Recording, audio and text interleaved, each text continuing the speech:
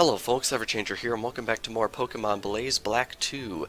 Last time we faced off against the Unova gym leaders. Home was a few episodes ago. The Unova gym leaders, and we defeated all 8 of them in rematches, which was really awesome. And this time we are going to be heading out this way, further to the east, and we are going to be finishing up a bit more exploration of the Unova region. Now it's definitely worth noting there is one Pokemon that I want to catch on this route. It's a rotation battle. Will you go right? Will you go left? I don't know. I'm a lefty, so I'll probably go left. But yeah, so we're just going to be taking on this route and a little bit of an attraction at the next town this episode, so it's probably not going to be too horribly, terribly long. And that's probably good because we've been at it for quite a while now with some very, very long episodes, so it's going to be nice to have a bit more of a, I don't know, laid-back episode. You can tell it's laid back because of the team we are fighting. We are fighting the Hoppip family, which is probably one of the worst typings of Pokemon out there, and it's definitely not going to stay up for long. I say it's the worst typing, but there is a really, really popular Pokemon with this typing that was very recently announced, so maybe I'll get some flack for it, but honestly, the Hoppip family really underperforms in most areas, which is unfortunate because it's a Generation 2 Pokemon, and that was my first game in the series, but that's just how things go. In fact, I've been reading up recently, and quite a few Generation 2 Pokemon are just not good, which I find really unfortunate. A lot of Generation 2 Pokemon just really, really underperform, which I find really disappointing, but I guess it makes sense. It was their first crack at adding Pokemon to the series, so I guess I can't really fault them too terribly much. Anyway, right around here, ooh, we have an item. Zinc, very nice. Obviously, probably can't use these vitamins going forward here, but they're nice to have. Alrighty, so trainer number 2. I think there are 10 trainers on this route, if I'm not mistaken. I usually look up how many trainers I should expect beforehand, just so I'm not caught off guard by how big an area is, and this one's probably not going to be too big, although there is something on this route that is going to be very important for obtaining 13 Pokemon later on down the line, but that's going to be a while from now. Once we finish exploring everything in the Unova region, that's when we're probably going to go ham and just crank out the rest of these Pokemon that we need to get for our Pokedex, although if there are a few on the way, like the one I want to catch here, then I will go ahead and catch them. It's kind of crazy. If I'm looking at my list correctly, I think there's only 18 more Pokemon for us to outright catch in the wild. After that, it's all evolving / breeding / legendaries. Kind of crazy when you think about it. We're really, really coming down to the wire here. Now, usually what I do when we have one of these laid-back episodes like this, when we're just going through an area, is I talk about recent Pokemon news for Sun and Moon. Unfortunately, as of recording this, there isn't any, although by the time the video comes out, it's possible there will be some news. I'm recording this on the 9th, this video is going up on the 11th, and that is right around the time Koro comes out. Unfortunately, it is not quite out as of yet, which means we got a little more waiting to do. Now, I believe, if I'm not mistaken, there is something across the, not the bicycle, across the pond here. I want to bring up the dowsing machine just to cover my tracks. Aha, right here, very, very sneakily hidden, there is a hidden grotto. Is there anything of worth? There is an item. Stable mulch. Really not of any use to me whatsoever except to sell, but because we've been doing a lot of fighting recently, we are pretty rich. I don't think we'll have to worry about money ever again. Oh wow, there's a little bit of stuff over here. I actually forgot there was a bit of a nook over here, but it looks like we have yet another trainer over here. Now, I haven't explored a lot of these last areas of the game in quite a while because their post-game in Black and White 2, and I haven't played very much of the post-game of this game since the original Japanese release. Oh, near as a hair 4 years ago now. In fact, it might be, I think in 2 weeks. I think June 23rd, if I'm not mistaken, right around there was the Japanese release of this game back in 2012. Really crazy to think about how long this game's been out. Feels like we sort of just leapfrogged right over Generation 6, because I remember the hype for Black and White 2 like it was yesterday, and now we've got Sun and Moon stuff coming out now. It's kind of crazy, although I feel like when you get older you get a little bit different perspective on the passage of time. It's actually pretty fascinating when you think about it. Anyway, it looks like this guy's got Feebas and Milotic.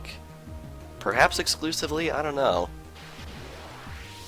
But yes, we are on Route 3, and Route 3, I'm just not familiar with a lot of the areas around here because the last time I explored them in detail was in Black and White 2, back when that game launched, but then, of course, before that was in 2010, 2011, when they were actually some of the first routes you visited in the original Black and White, so it's kind of crazy. But you go through them at the very beginning of a game, so you don't tend to remember them. And then you go through them at an optional point very late in the game, so maybe you don't tend to remember them either. It's weird. It's a lot of those central areas, like Castelia, Nimbaza, stuff like that, that's required to be explored in both games that you do right around that center point. I feel like those are the ones that people tend to remember the most. Alrighty, let's just Thunderbolt this last Feebas here, although it might not be the last one. And let's see if we can get level 92. The answer is we can. Awesome. Alrighty, and that is the third trainer on this route? I think it's the third trainer on this route. Alrighty, really hoping we'll run into the Pokemon we need. Yes, we do. Nice. Herdier. Yeah, believe it or not, we do not have Herdier yet, even though we had to chase one through the Flockacy Ranch way back in episode 5 or 6, something crazy like that, way the heck earlier in the series. But anyway, let's catch it.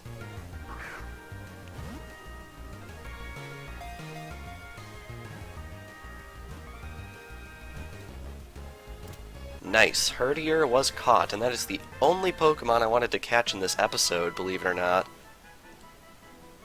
This very loyal Pokemon helps trainers, and it also takes care of other Pokemon. That's a very generic Pokedex entry, but I guess I really can't fault it too much. And the nice thing is, now that we've caught that, I have free license to throw up a Repel. Alrighty, now that we have done that, we can continue on our little adventure, and really, there's nothing here? Alright. Oh wow, there's a couple of items actually. There's a full restore, and that item over there is in the grass. I'm a bit nervous as to what this is. Oh wow, it actually is an item. I was afraid it was going to be an Amoonguss or something like that.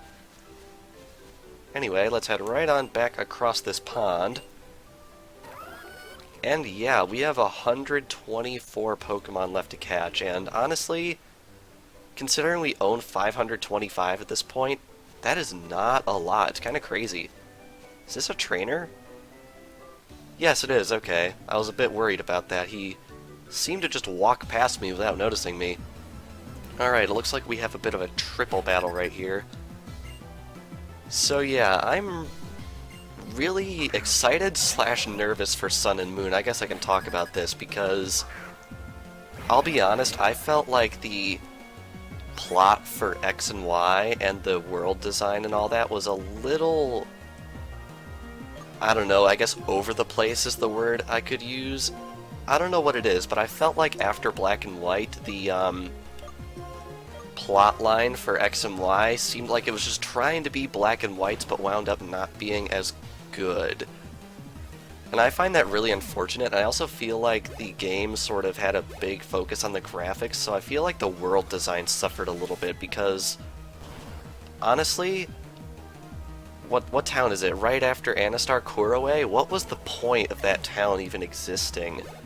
And like, there wasn't even really anything special about it, and I felt like there were a lot of areas like that in X and Y, where they tried to have character, but honestly they just felt like another Just another town going through the punches. I don't know, I can't put this into words, and I guess that will make my opinion seem, I don't know, less credible, but I felt like after the awesome design of the Unova region in Black and White 2 especially, I felt like they sort of dropped the ball a little bit on the world design in Kalos, and I think part of that is because Kalos is the region that appeared in the fewest Pokemon games.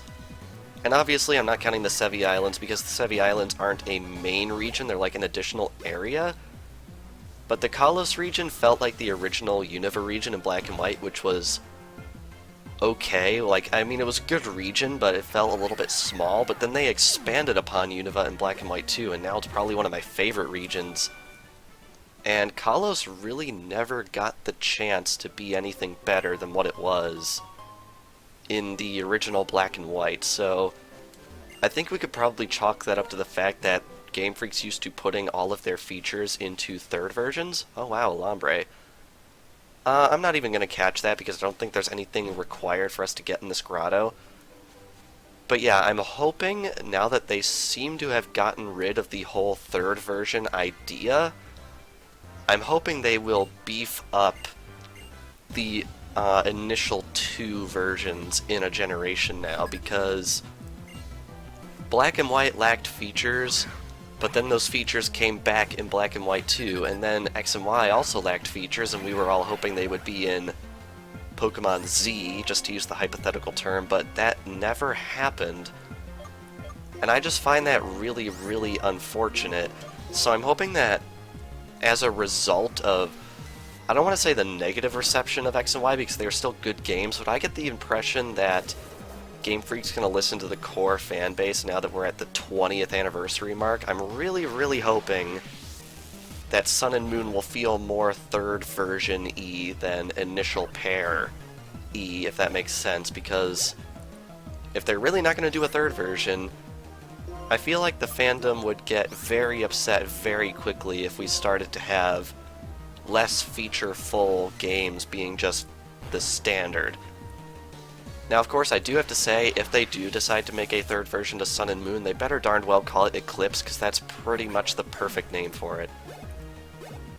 Anyway, May and Mal. Good names. Very good names. Alrighty, we're almost done with this route, I think.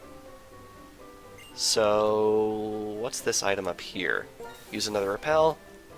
It is an Ultra Ball, which will definitely be welcome when we have to go catch quite a few legendaries later on. Hey, come on, show me your habitat list. I want to see all of Route 3's Pokemon, the ones in the tall grass, the ones you fish for, and the ones on the water. Oh, really? I never knew there were this many Pokemon on Route 3. And we get Dive Balls, which is really neat. I really like the whole habitat list thing, and I'm pretty sure they brought that back in Omega Ruby and Alpha Sapphire, but it looked a little bit different. One thing I do have to note, right here, this is Wellspring Cave, and I'm actually not going to be doing this cave until a couple of videos from now. I do have a bit of a reason for that. It's not a very good reason, I just want to save it for later. That's basically what I'm saying right here. Wow, really? Oh, we have to walk right up next to you to fight you.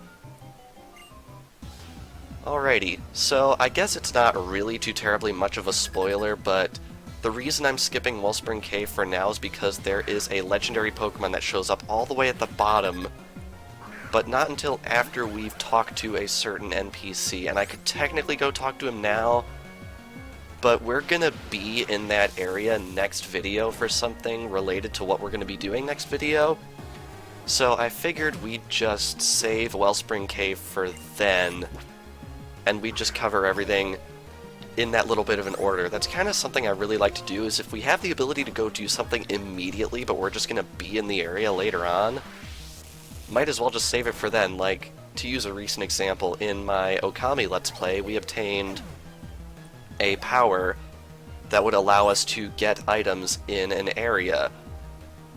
But we'd be back there for something required later on. In fact, we'd get another new power in between now and then, which would allow us to get even more stuff, so I just saved it for the required visit later.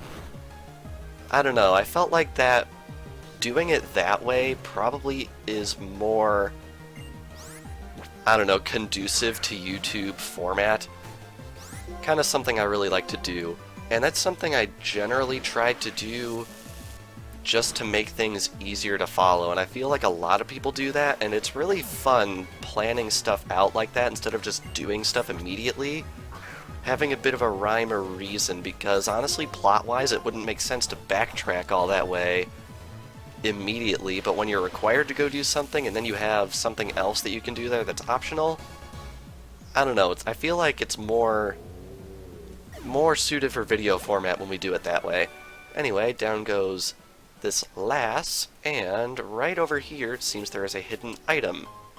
A nugget, which we can sell for money, which I don't need because we are loaded. Of course. Anyway, right over here we have... Oh, wow. Do we have an egg? We do not. Aw, the old guy next door said he didn't know when they'd find another egg, but I really want to see one. Huh. Worth noting, this right here is the Pokémon daycare. We are going to have to make use of this later on, but not right now because there are some Pokémon that we need to breed that we don't actually have yet. Alright, I know there are trainers around here somewhere. I don't know if there are any in this building. Do you heal me? Yes, you do. I don't think there are any trainers in here, but I'm probably going to check anyway. You guys don't fight me, do you? The answer to that is... no. But there is a rare candy right there, which is very, very, very much appreciated. I'll be honest, I really don't know why there is like a preschool right here. I feel like a preschool is just a weird trope that they sort of throw into Pokemon games every now and again, but they're really just random, and I don't think they need to be here very much. But I guess it's a nice little world building experience. Alrighty, so we have another nursery aid. I think we're right about at the end of this route. I think it's just the trainers right here in this little nook, and then we should be okay to move onwards, which is awesome. Because I'd really like to crank out these last few exploration episodes really quickly, because we've been doing a lot of exploring over the course of this LP, and I'm really excited to... I don't want to say I'm excited for the LP to end, but we've been at it for a long, long time. In fact, we are just about 2 months away from 1 year of this game. And oh boy, I'm excited for it. I've enjoyed it, but I'm also excited for it to be over at the same time, I guess, if that makes sense.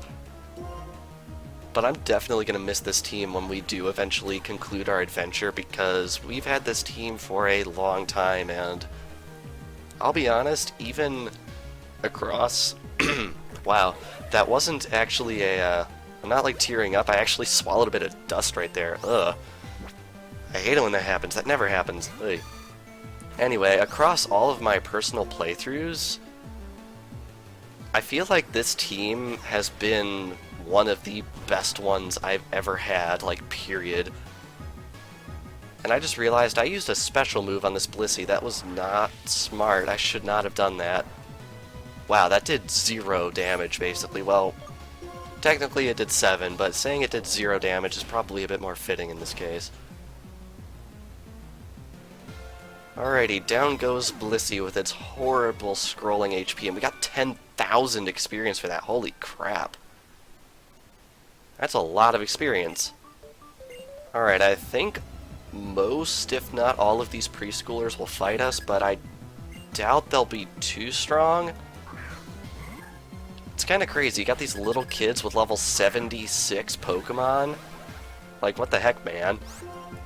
Alrighty, we're just going to spam Thunderbolt even more, because I've got Magnezone in the front, since I feel like I just really want to see Magnezone with 300 hit points, you know?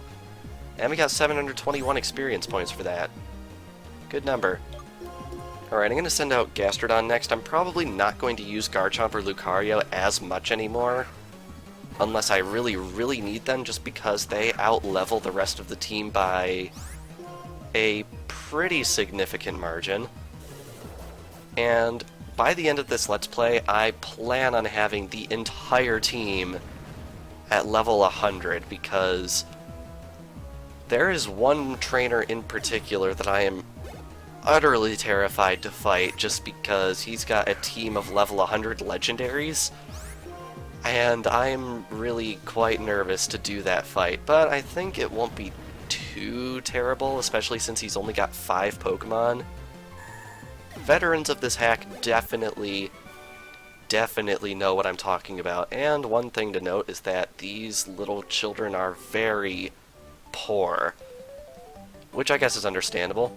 Take this, Hyper Beam. Oh my god, do you really have something that's running Hyper Beam? That would be something. Look at this kid's like 4, he looks like he just walked right out of My Neighbor Totoro. Ah well. Anyway, we got Metang coming out right here, which is a really, really awful matchup for my Magnezone, so I think I want to switch over to Victini to hit this thing with a Fire-type move, because type advantages, really no other reason than that.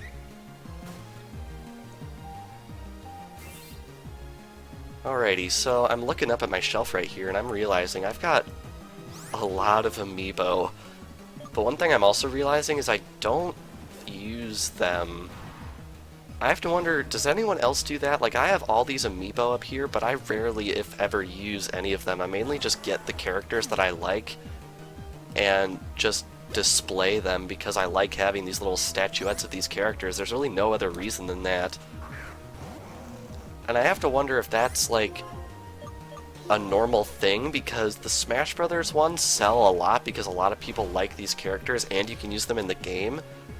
But I've noticed the Animal Crossing ones have not been selling nearly as well, which is weird because I know a lot of people really like characters from Animal Crossing.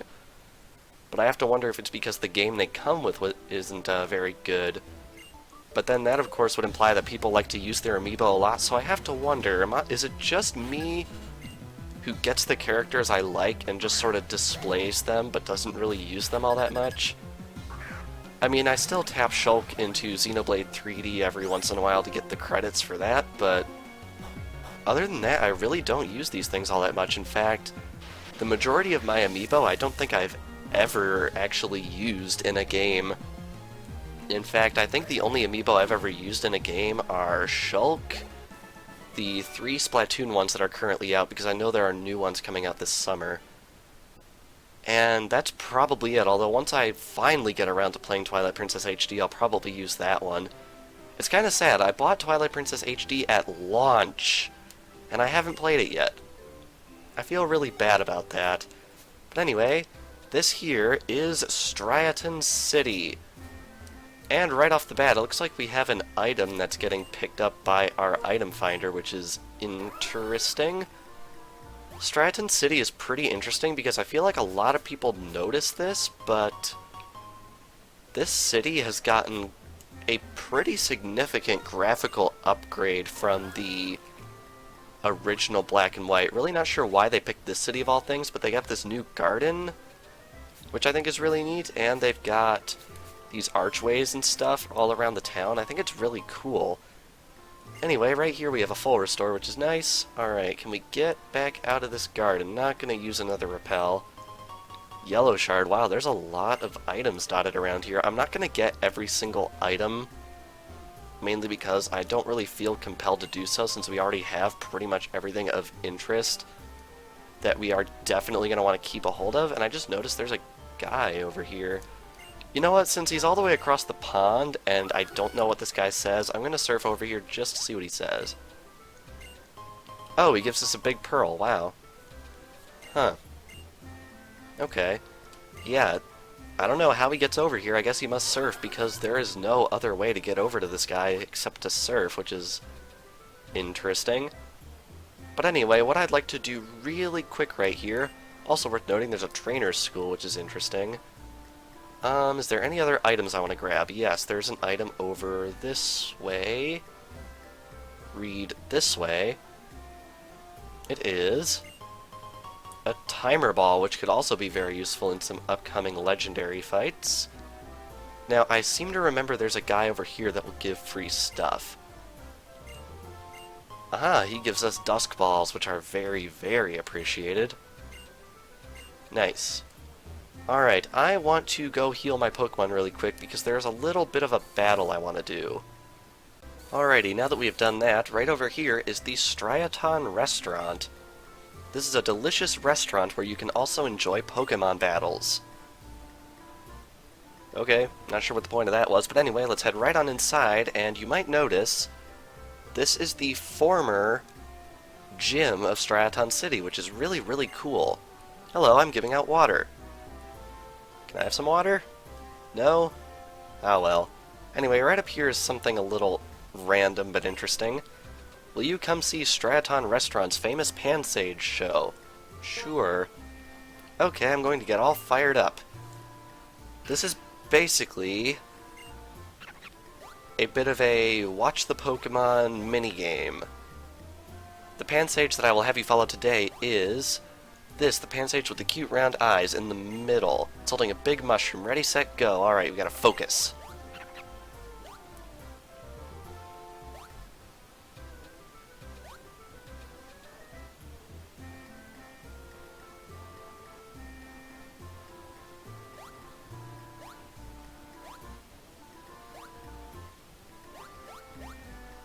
Okay, I think it's this one. That Pansage is holding a big mushroom, right? I'm gonna say yes. Am I correct? I am! Nice! Awesome! And we get a big mushroom. You can come do this daily, I think. It's just a cute little attraction. And I think you can also do it with different Pokemon as well, any of the monkeys. But anyway, the major attraction is these guys. These guys used to be gym leaders. My name is Silent. I like grass-type Pokemon. We were gym leaders, but in order to improve ourselves further, we are working at this restaurant and spending every day with Pokemon. How about it? Would you like to team up with me and take part in a double battle? I am going to say yes. Okay, if you're fine with me, I will put everything I have into being your partner in battle. You can select any one of these guys to be your ally, and you will fight the other two as your opponent. Okay, so, I'm Silent. I like grass-type Pokemon, and this is my partner here. And here we go. Now, one really, really amusing thing that I like to mention about these guys is, back in the original Black and White, there is a scene with all the gym leaders facing off against the 7 sages of Team Plasma, and these guys are not there. And that drove a very, very popular fan theory that these guys were secretly the Shadow Triad of Team Plasma, which I found really funny, and one thing that's even funnier is they actually tried to drive this speculation even further by giving the Shadow Triad unique masks in the Pokemon Adventures manga. And these masks were actually designed to look like the facial patterns of the elemental monkeys, which these guys tend to use. Although, to be fair, I don't know what came of that storyline in the manga, but I thought it was really funny how they tried to drive that speculation on all parts of the fandom that way. I just found it really, really amusing. Anyway, up next is Simipour, and Simisage on Silent's side. Now, I do have to admit, these guys aren't very good. As you can see, Silent is not having a very good time being our ally right here, and you're probably just going to get stuck with that no matter who you pick, because they're guaranteed to have a type weakness on the opposite side of the field.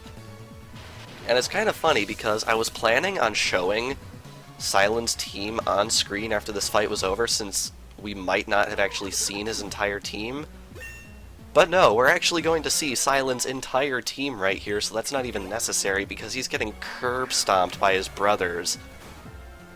Although, to be fair, I'm taking out the water types, and those are the ones he'd have an advantage against, so I guess it's sort of my fault, but I guess we can just say I planned it all along. So we're just going to showcase his entire team, because basically what happens is if we were to pick the fire-type guy, we'd have the water and grass-type guys as our opponents, and you can come back and do these every single day. But I'm only going to do it once, just because the fights really aren't that different, and we're seeing all their teams right here in this one fight, so I honestly feel like it doesn't really matter showing all 3 of these fights, so I'm just not going to. I hope I hope no one was super invested in seeing all of these fights, but I just figure it's really not worth showing all of them. Just because of what I just said, there's really no point, because we're seeing all the teams right here. And it's funny, I don't think I ever actually attacked Arcanine directly. I think it just knocked itself out from recoil, amusingly enough. Anyway, Magnezone goes down, which I guess is okay, because we took down 3 of his opponent Pokemon, thanks to no help on Silen's side, my god. But yeah, these guys really aren't that good, I have to admit. Which is unfortunate, because if you do link your game to your previous save in the original Black and White, you do get to see a really heartfelt scene involving these guys and Whoop-de-Doo, the Shadow Triad. And it's just, they feel like they're not very strong all on their own, and they need to get stronger, and I feel like this fight is sort of built for your ally to just get wrecked, for lack of a better term, and I'm really surprised Lucario got outsped right there. I'm like seriously surprised. Okay, I guess Gastrodon comes out next? Mainly what I'm trying to do is get off an Earthquake, because that'll hit both the opponents. Oh, come on, for real? Oh well, we got Stab on Earthquake from Gastrodon, so hopefully it'll do a little bit more damage than Lucario's Earthquake did. Yes, it does. Very nice. Down goes Simisear. Unfortunately, Slowking is still on the field, so this is still a bit of a lopsided 2-on-1 fight. But as soon as Slowking goes down, it'll basically be a 1v1. Unless, of course, Darmanitan goes down first, in which case... oh well. But yeah, these are both their last Pokemon, so hopefully an Earthquake will be able to take them down, and whoa, that's doing a lot of damage! Okie dokie, critical hit. Awesome. Great. And Slack Off, which is a healing move, if I'm not mistaken. Yes, it is. Ay ay ay. Alright. If you needed another reason for me to not show all 3 of these fights, there you go. Alrighty, I'm just going to send out Garchomp here to clean up, because I'd really just like to get this fight out of the way, because honestly, it's one of the more random fights in the game. I feel like the only reason they decided to include it was for a little bit of lore, and just so that these trainers would still have a use, even though they're not gym leaders anymore, which means, I guess, technically speaking, Lenora just sort of got the shaft, because I'm pretty sure outside of the World Tournament, I don't think you can fight Lenora at all, which is a little odd, but oh well, what are you gonna do? And I know there's the obvious racist joke I can make right here, but obviously I'm not going to make it because that would be in incredibly poor taste. Alrighty.